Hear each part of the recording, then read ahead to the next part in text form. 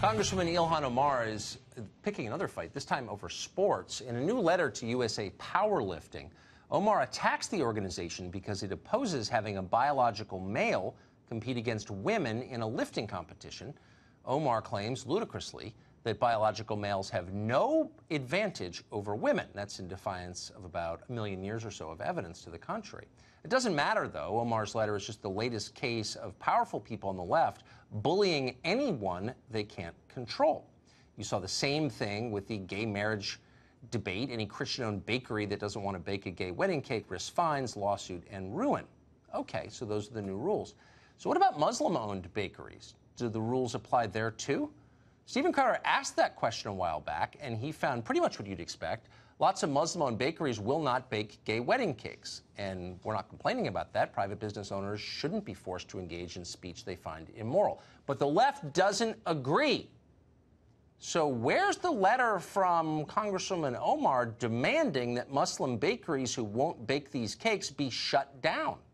We're still looking for that letter. And what about Omar's own mosque, by the way? Does it perform gay marriages? And if it doesn't, has she complained about that? Has she denounced them? We called her office today to find out. They haven't replied yet. We suspect we'll be waiting a while for an answer, but we're always open to one. Congresswoman Omar is starting a lot of fights recently. For a newcomer, she's in the center of many news stories. Today on Capitol Hill, she berated the new envoy to Venezuela, Elliot Abrams, accusing him of being a liar and attacking him over the Iran-Contra affair that took place more than 30 years ago. Here's part of it. More than 800 civilians, including children as young as 2 years old, were brutally murdered by U.S.-trained troops. You later said that the U.S. policy in El Salvador was a fabulous achievement. Yes or no, do you think that massacre was a fabulous achievement that happened under our watch? That is a ridiculous question, and I yes or no? No. I will take that as a yes. I am not going to respond to that kind of personal attack. Congresswoman Omar is herself, of course, a refugee to this country. She was born in Mogadishu. She spent most of her time, at least her political life, attacking this country as immoral. She also supports a number of policy ideas like the Green New Deal that don't make mathematical sense. She's also for abolishing ICE. So there are things you could criticize about the Congresswoman, but you're not allowed to criticize her.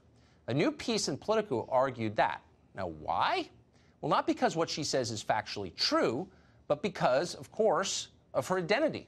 Quote, the GOP strategy risks a backlash. A party that has problems with women and minorities continues to focus its attacks on women of color, end quote. Not on women it disagrees with, but on women of color. Their color is the most important part to the people at Politico. MSNBC agreed with this, of course.